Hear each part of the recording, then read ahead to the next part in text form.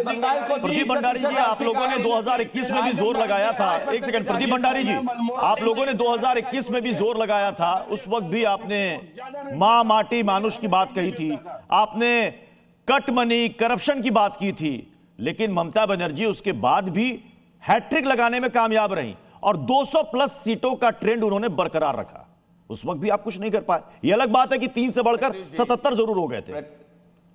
प्रदीप भंडारी जी, प्रत्युष जी, बंगाल में 2016 में हमारा वोट शेयर सिंगल डिजिट में था। 2021 के अंदर हमारा वोट शेयर बढ़ के 38% हो गया। इतना बड़ा जंप कोई भी पार्टी का नहीं हुआ। तो ये एक इन्फ्लेक्शन पॉइंट है। तो आपको जिसको 2021 के भ्रम में रहना रहिए, जो हमको 2021 में 10 सीट नहीं देते थे, वो इस बात पर अचंभित हो गए थे। हमारा 38% वोट शेयर है, अब तो हमें सिर्फ 6% वोट शेयर बनाने की बात है। उन्होंने बोला कि बंगाल सबसे सेफेस्ट है। डेटा एनसीआरबी का ये कहता है कि सबसे ज्यादा किडनैपिंग के मामले अगर पूरे देश में कहीं पे है तो बंगाल के अंदर है। डेटा ये कहता है कि सबसे कम महिलाओं के प्रति कन्विक्शन रेट अगर कहीं पे बंगाल के अंदर है। डेटा ये कहता है कि बंगाल के अंदर सबसे कम कन्विक्शन रेट 3.7% है। बंगाल की डेटा यह कहता है कि अपराध की संख्या में सबसे ज्यादा 30,000 महिलाओं के खिलाफ हिंसा के अपराध जो है कई दर्ज हुए, तो बंगाल में दर्ज हुए। मेरे से डिबेट करना है आपको, तृणमूल के प्रवक्ता, तो तथ्यों पे रहिए। अब आप बौखला गए। डिबेट का डिसिप्लिन सीखिए, डिबेट का अनुशासन सीखिए। आप अनुशासन सीखिए। घुसपैठियों को बचाने के चक्कर में यहाँ पे आप जो है वो घबरा रहे हैं और बौखला रहे हैं। सबसे ज्यादा किडनैपिंग की महिलाएं, सबसे ज्यादा बंगाल में किडनैपिंग की घटनाएं महिलाओं की हुई है तो बंगाल में हुई है, क्योंकि तृणमूल कांग्रेस के गुंडे इस तरीके का कृत्य करते हैं। सबसे ज्यादा महिलाओं के खिलाफ दुष्कर्म कहीं हुआ है तो तृणमूल कांग्रेस के गुंडे करते हैं। आज बंगाल में स्थिति ऐसी है कि रात को 5 बजे, शाम को 5 बजे के बाद महिला घर के बाहर नहीं निकल सकती, जिसको पता है कि कोई ना कोई तृणमूल कांग्रेस का गुंडा कोई ना कोई दुष्कर्म कर सकता है। आपको ये स्थिति है आज के अंदर। अरे मुर्शिदाबाद जाइए, मालदा जाइए, आप तो वहां पे बाबरी बनाने की बात कर रहे हैं। आपके मदद एक सेकंड संजय शर्मा जी, अभी आपने कहा घुसपैठियों पर, संजय शर्मा जी अभी आपने कहा कि घुसपैठियों पर बीजेपी वाले बेवजह यहां पर माहौल बनाने की कोशिश कर रहे हैं। ममता बनर्जी क्यों कह रही है कि यहां पर डिटेंशन सेंटर आखिरी सांस तक मैं बनने नहीं दूंगी? क्या आप लोगों ने मान लिया है कि एक भी घुसपैठिया पश्चिम बंगाल में नहीं है? सिंगल वन भी नहीं है? डिटेंशन सेंटर और घुसपैठिया दो अलग अलग बातें जी। यदि हम आंकड़ा देखें, जब से केंद्रीय गृह मंत्रालय का जिम्मेदारी, अब इनको रोकिए, इन भाजपा के चप्पू को रोकिए। डिबेट में जो तथ्यों के बाद ये सुनना चाहते हैं तो तथ्यों के बाद सुनिए।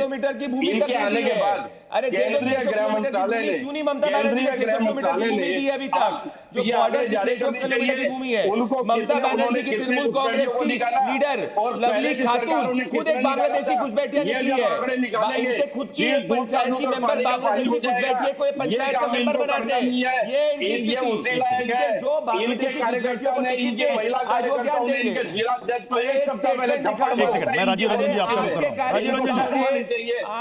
राजीव रंजन जी, क्या बंगाल में महाजंगल राज ये मुद्दा लेकर बीजेपी जो कह रही है कि इस बार भी हम बंगाल में अच्छा और पिछले बार से बेहतर नहीं बल्कि सरकार बनाएंगे, हम बंगाल जीतेंगे, क्या ये इन मुद्दों पर बंगाल में जीत हासिल कर पाएगी? क्योंकि अगर अपराध दर की बात करते हैं तो एनसीआरबी के आंकड़े सारे लोग हवाला देंगे कि देखिए यूपी में कितना है, हरियाणा में कितना है, दूसरे राज्यों में कितना है महिलाओं के प्रति अपराध दर। फिर बात उसकी भी होगी। जहां मुफीद लगेगा वो कहेंगे कि साहब ये देख लो, ये इनके आंकड़े क्या कह रहे हैं। जहां मुफीद नहीं लगेगा कहेंगे ये आंकड़े फर्जी हैं।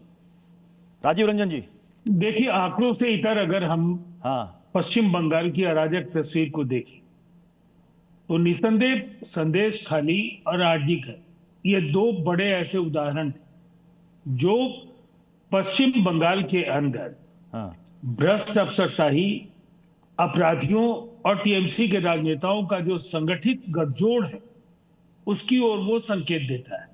और ऐसी घटनाएं पश्चिम बंगाल के चप्पे चप्पे में, आंकड़े कई बार इसलिए भी दर्ज नहीं होते कि जिस तरीके का वहां आतंक है उसमें कई लोग थानों तक जाने।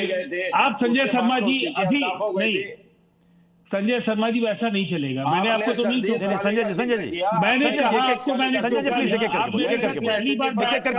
करके बोले तो बात मर्यादा रखिए, मर्यादा रखिए अपनी बात। राजीव जी काफी संयम से सुन रहे थे सभी को। हाँ राजीव जी बोले। सीखनी है मर्यादा तो प्रदीप भंडारी जी दिखा रहे हैं कैसी मर्यादा का पालन करते हैं वो। ठीक है तो सर उनसे बात कर लीजिएगा।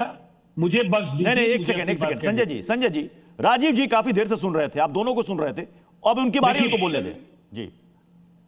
इस बात को नकारा नहीं जा सकता है कि पश्चिम बंगाल में जो लेफ्ट का काडर था उस पर भी जमीन कब्जे और जिस तरीके के संगठित भ्रष्टाचार के आरोप लगते थे वो काडर पूरी तरह से टीएमसी में चला गया। अब वो जो चरित्र था वो उससे भी ज्यादा विकृत और विभत्स होकर के उभर करके आया है। और इस बात को ये चाहे जितना भी नकारे, सीबीआई की टीम पर जिस तरह के हमले हुए, जिस तरह से वहां केंद्र के अधिकारियों के खिलाफ जो वातावरण बनाने की कोशिश की गई, लोगों को भड़काने और उकसाने, इस तरह की घटनाओं के बाद अब जनता का यकीन नहीं। और ये सच है कि पश्चिम बंगाल, मैं कोलकाता की बात कहूंगा, जो ईस्ट इंडिया कंपनी का हेडक्वार्टर था, जो देश की राजधानी था ब्रिटानिया हुकूमत के दौरान, आज अगर वह औद्योगिक उत्पादन से लेकर वहां मजदूरों की बिगड़ती हुई तस्वीर अगर आप देखें तो हम ये कह सकते हैं कि ना आर्थिक उदारीकरण का कोई लाभ पश्चिम बंगाल को मिला, न केंद्र के द्वारा लिए गए बड़े फैसलों का लाभ बंगाल को मिला। एक जड़ता, एक पूरी तरह से ठहरी हुई तस्वीर है। और इससे पश्चिम बंगाल को अगर उबरना है तो उसे निजाम बदलना होगा। भारतीय जनता पार्टी ने एक शुरुआत की और कम समय के अंदर वो मुख्य विपक्षी दल के तौर पर उभर करके आया। हम ये कह सकते हैं कि हम गठबंधन में पश्चिम बंगाल में नहीं हैं, लेकिन भारतीय जनता पार्टी ने जो बिहार में हमारे दल के साथ और हमारे साथियों के साथ मिलकर जो शानदार प्रदर्शन किया है, वो कहीं ना कहीं वही आपको दृश्य चुनाव के बाद पश्चिम बंगाल में दिखेगा। और पश्चिम बंगाल में भारतीय जनता पार्टी की पहली बार सरकार बनने जा रही है। चलिए।